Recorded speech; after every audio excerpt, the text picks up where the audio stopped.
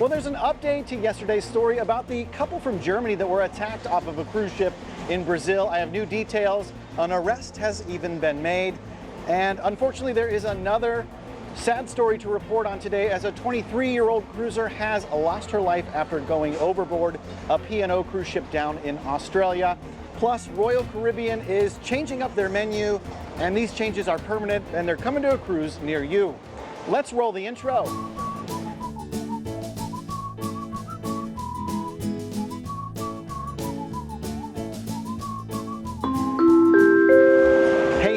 Welcome to the Midships channel.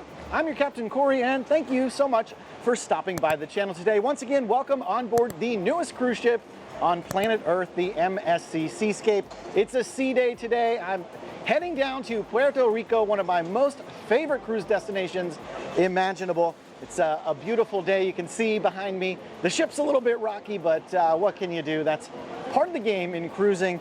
Now, yesterday I reported on an 80-year-old German couple. They were viciously attacked in the town of Recife in Brazil. And this story sort of was a little bit obscure. There were only a few news outlets reporting it. Even the local police didn't seem to want to report on the story for several days. But the information is finally coming out, and I know over 10,000 of you watched yesterday to find out the details. Well, there's more information. An arrest has been made. We now know exactly where the crime happened. We know sort of the motives behind it. So let's go ahead and backtrack. Two German tourists were injured in a robbery on the 8th of December in Recife. They're, actually here. They are a married couple, 79 and 81 years old. They were cruising aboard the Norwegian Star. They were just off on a port day, you know, a normal day on a cruise ship. You go into port, you enjoy a beautiful city like Recife. Well, unfortunately, the day took a turn for the worse for this couple when 4 assailants came up and began speaking to them in Portuguese, a language that most Germans probably don't speak or understand. They were probably quite confused, and unfortunately they were then attacked by one of the assailants with what was reported to be either a knife or a blunt object. One of the men was tripped and his head was bashed into a step. You can see here, this is a photo of exactly where the incident went down, right below that green awning. Now, local shopkeepers who want to remain anonymous are reporting to the local news outlets that the assault was over things like sunglasses, watches, and cell phones. So it was just kind of your run-of-the-mill robbery, and apparently it unfortunately turned violent. Now, there's no medical conditional information coming out at this point in time about the injured individual that's in hospital. I found a few news reports that say that they're looking to keep that information private. Luckily, no one has passed away as a result of their injuries in this case. So we have our fingers crossed. We'll keep our thoughts and our prayers for this couple here who were attacked on a cruise ship just trying to enjoy their time in port. Now, I did mention that local police have arrested one man, and that was thanks to security footage that has been obtained by the local police department. So this case is moving forward. They are looking into it. Finally, one of these terrible people is off the streets. It sounds like he may be talking to police. Hopefully, we get this whole crime resolved, arrests are made, and these two German tourists can make a full recovery. So that's your update on the stabbing incident for the passengers that were just on a nice port day on the Norwegian Star. Unfortunately, our next cruise news story is not a very happy one. It has a very sad ending. A 23-year-old woman has gone overboard from the P&O Pacific Explorer on an Australian cruise, specifically a Southern Australian itinerary. The woman went overboard around 11:30 p.m. A search was launched, and unfortunately, she was located, but she had passed away before the authorities could rescue her. So unfortunately, we have yet another overboard tragedy here this year from cruises. It's my opinion that the cruise lines really seriously need to look into better mitigations and better alert systems for their ships, because we can't have this continue to happen. A few months ago, I made an episode talking about some of the man overboard systems that can be installed on ships. There's not a ton of cruise ships that have the super advanced systems on board, but maybe you can join me in reaching out to cruise lines on social media to say, hey, we're concerned about these man overboard incidents, and it might be time to reevaluate and reassess the money you're spending on your cruise ships and maybe institute some of these systems, because quite frankly, I'm tired of reporting on this. It's a tragedy every time it happens, and sadly, a 23-year-old woman is no longer with us.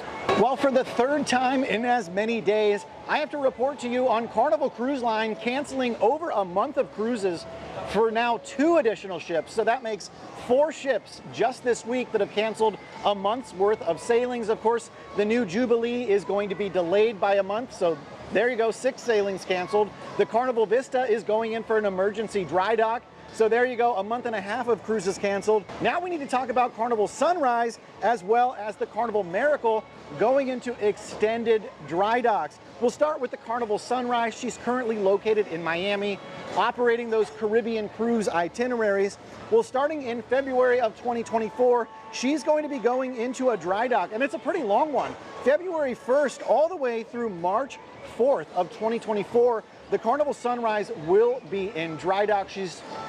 We don't really know exactly what kind of repairs, what changes Carnival is going to be doing on the ship, but when the dry dock is that long, typically there are major changes being made to the vessel. So we're going to have to look and see what happens with the Carnival Sunrise. But unfortunately, it's that dreaded cancellation day. For more cruisers here on the channel, let me know in the comments below, did you have a cruise affected by this? And unfortunately, I might have a cruise that's affected by the next ship we need to talk about that has major cancellations, and that's the Carnival Miracle, who's currently sailing out of Long Beach, California. Carnival Miracle sails those short, like 4-night cruises down to Ensenada, Catalina Island. Well, starting on January 21st of 2023, the Carnival Miracle is going to be repositioning out to Hawaii. So there's going to be some changes there. So if you're on any of those late January cruises aboard the Miracle, well, unfortunately, it is cancellation day. And I got to say, I'm getting off the Panorama on the 19th, and I was actually really considering booking the Miracle on the 21st, and it looks like it's cancellation day for me without even having a booking, but I'm gonna call it cancellation day. Well, hey, if you'd like to lighten my spirits on not being able to get on the Carnival Miracle in January, the best way to do that is by gearing up for your next cruise in my Amazon affiliate cruise store. You can check it out, everything in there I have personally taken with me on at least 20 cruises right now. Some great things, most of them cost like $10 or $12. Check it out, there's a link in the description below. Well, for those of you who like your metaverse, your little VR experiences, Celebrity Cruise Line is gonna offer you the chance to take a cruise in the metaverse. Yeah, it's kind of weird, right? You can do this on their newest ship, the Celebrity Beyond, and you're gonna be able to experience a lot of the popular venues on board the Beyond, as well as you can even meet Captain Kate McCue in the metaverse, right? I'm wondering if Bug Naked's gonna be in there too. I wouldn't be surprised. Also, in addition to being able to explore the Celebrity Beyond, you'll also be able to digitally, virtually explore some of the most popular destinations that Celebrity Cruise Lines visits with the Celebrity Beyond. Really cool, it's a great ship. I was just on board about 2 weeks ago, and actually I think I'm gonna run into the Beyond again here 2 days from now in Taino Bay in Puerto Plata in the Dominican Republic. It's a great new cruise port. It's one of those ones that you don't really have to leave the port to have a good time. They've got the lazy river, the pools, lots of shopping and dining right there in port. Pretty cool place, Taino Bay. Well, following in the footsteps of other cruise lines like Norwegian and Princess, another line, Holland America, is set to raise onboard gratuities on board their ships. But don't worry, unlike Norwegian, who's gonna hold you upside down and shake you for all your money, Holland America is only gonna be raising gratuities by 50 cents per person per night. The new changes go into effect on February 1st of 2023. So like I always say, if you wanna beat inflation on your next cruise, go ahead and prepay your gratuities now. Otherwise, you wait, you're gonna pay a little bit more money. Now, this raises the question, because this is a Carnival brand. Are we gonna see a gratuity increase moving forward on maybe Carnival, Costa Cruises, AIDA, some of their higher end cruise lines? It remains to be seen, but it's pretty likely that you're going to see gratuities going up here in the next few months across the Carnival brand. Royal Caribbean cruisers, this next one's for you, and you might be unhappy about it. In November, Royal Caribbean started testing out a slimmed down, more streamlined menu in their dining room aboard the Symphony of the Seas. They took away a lot of popular food options, and I know a lot of you didn't really like it because the comment section below that video was like, what the heck, Royal Caribbean? And I agree with you. Well, apparently they like this new system because it will now be rolled out fleet-wide. You're going to start seeing the new menus across the Royal Caribbean fleet. Sounds like it might start with their Oasis class ships and filter out. But if you've got some favorite dishes, maybe if you're one of those individuals who's not as adventurous with their palate when you go to eat, this change might not be a welcome one for you, and you might be spending a lot more time at the buffet than you would in the main dining room moving forward on Royal Caribbean. Thanks so much for stopping by the channel today, and until tomorrow, we'll see you on the Midships.